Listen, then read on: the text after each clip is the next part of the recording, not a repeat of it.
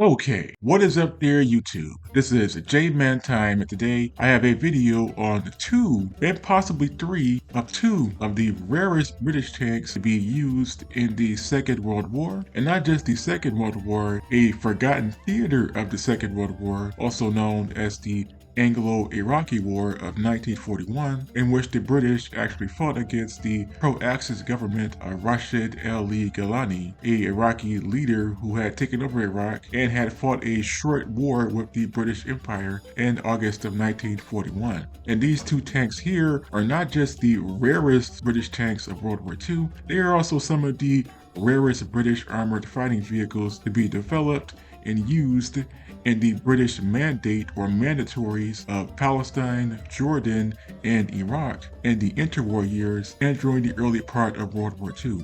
And these two experimental tanks were known as the HMAT Titbits, later renamed the HMAT Walrus, and the Seal, which was originally named the Tyla.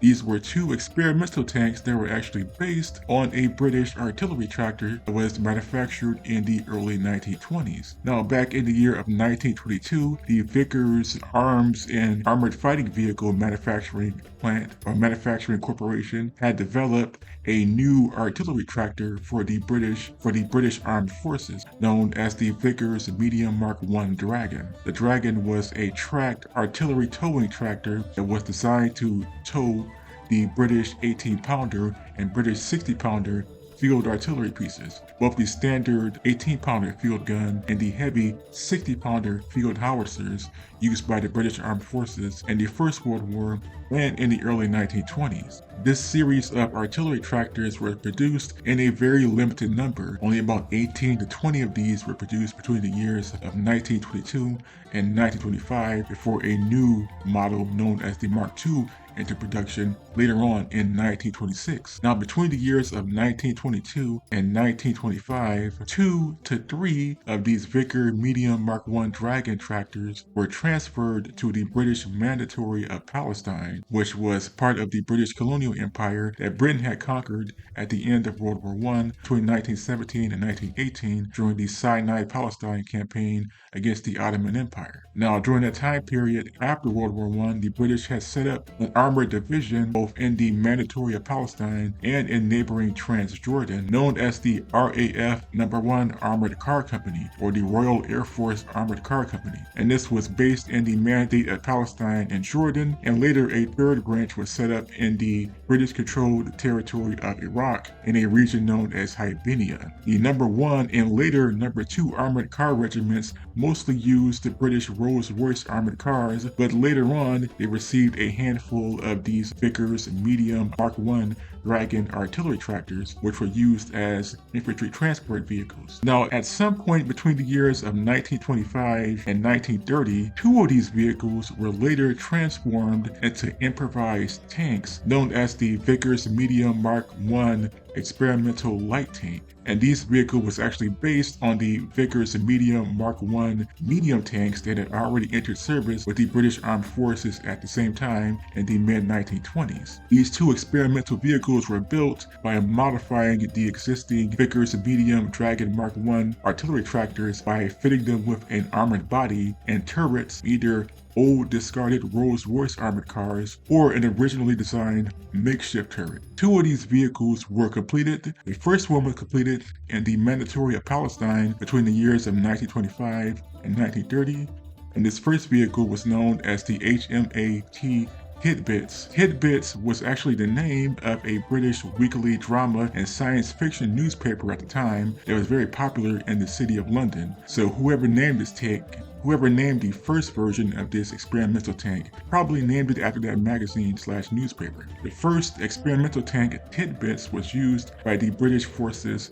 in the Mandatory of Palestine as a policing vehicle. It was actually used to suppress the Palestinian uprisings that occurred in the 1920s and 30s. This was during the time period where there was a lot of tension between the Arab and Jewish populations living in the Mandatory of Palestine due to the influx of Jewish refugees and the political disagreements between the Arab leaders and the British over the Balfour Declaration to create a Jewish state in Palestine. This vehicle HMAT Tidbits, along with a number of Rolls-Royce armored cars and a number of improvised armored cars, were used to suppress the Arab revolt and a number of race riots that had broken out in the Mandatory of Palestine between the years of 1925 and 1936. Later on, between the years of 1936 and 1938, a second vehicle was built by converting an existing Vickers Medium Dragon Mk.1. The second vehicle was named Tylon, but is also known as the HMAT Seal.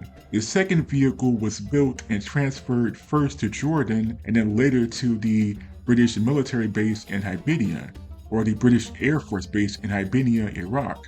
Later, the Tidbits was transferred to in a time period between 1936 and 1938, and she was later renamed the HMAT Walrus. Both vehicles were stationed in Hibernia at the start of World War II in 1939. Later on, in August of 1941, there was a major conflict between Britain and Iraq. Iraq had switched sides during the Second World War and had temporarily joined the Axis powers under the government of Rashid Ali Gailani. Gailani was an Iraqi leader who was supportive of the Axis powers during the Second World War and was hoping that Iraq could join the Axis powers. Britain wanted to prevent this, so to do this, they actually invaded Iraq from Syria. And literally a month earlier, Britain and their colonial allies had invaded Syria and Lebanon, which were part of the Vichy French colonial region.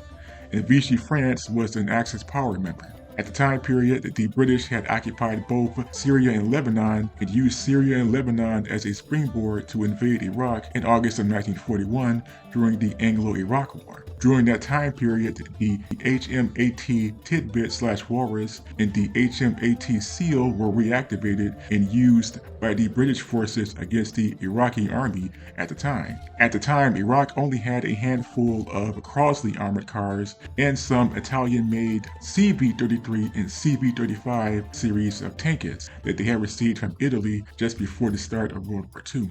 Ultimately, Iraq would be defeated in less than a month during the Anglo-Iraqi War, and these two tanks were some of the only tanks used by the British at the time. The British at this time in Iraq only had these two tanks, these two experimental tanks, along with a number of armored cars and a few of the newer British Vickers Mk.1, 2, 3, and 4 series of light tanks.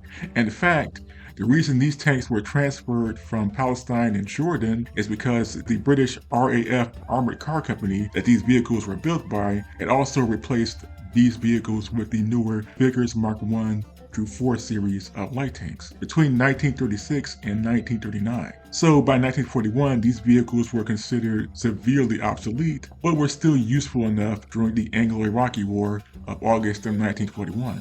Now, these vehicles might have been used during the British/Soviet invasion of Iran, which also happened in the same month of August of 1941. In 1941, the Allied powers of Great Britain and the Soviet Union would also invade neighboring Iran in what was known as the Anglo-Soviet invasion of Iran. Now, I've seen footage of the Anglo-Soviet invasion of Iran, but I did not see these two vehicles in that footage. But seeing as the Royal Air Force number 1 Armored Car Company and the number 2 Armored Car Companies were involved in that invasion, it is safe to say that these vehicles might have been used. These two experimental tanks, the Tidbits/Walrus and the Seal/Tylon, might have been used during the Anglo-Soviet invasion of Iran as well in 1941. After 1941, these two vehicles basically disappeared from history. I can't find any more information on these two tanks at all. In fact, these tanks are so rare, there's barely any information on the internet or even in some British military vehicle textbooks about these vehicles. In fact, most of the information I found come from old newspaper articles that were printed in the 1920s and 30s, or that were printed about the Anglo-Iraqi War of 1941. Now, in terms of vehicle specification, these two experimental vehicles were armed with either 1 or 2 7.7mm Vickers machine guns or Lewis machine guns, but according to some articles I found, they might have been fitted with the 13.9mm Boyd's anti-tank rifle, as some of the Rolls-Royce armored cars used during those campaigns, the Anglo-Iraqi War and the Anglo-Soviet invasion of Iran, found that some of the Rolls-Royce armored cars were also fitted with the Boyd's anti-tank rifle. The armor thickness was pretty thin, only 6 to 8mm over the crew compartment in some vital areas, and the speed was pretty slow at just 13 miles per hour or 21 kilometers per hour. And these vehicles had a crew of either 3 to 4, but could have had a crew of up to 5 or 6 at least. And again, these two experimental tanks were based on the Vickers Medium Dragon Mk.1 artillery tractors that were built between 1922 and 1925.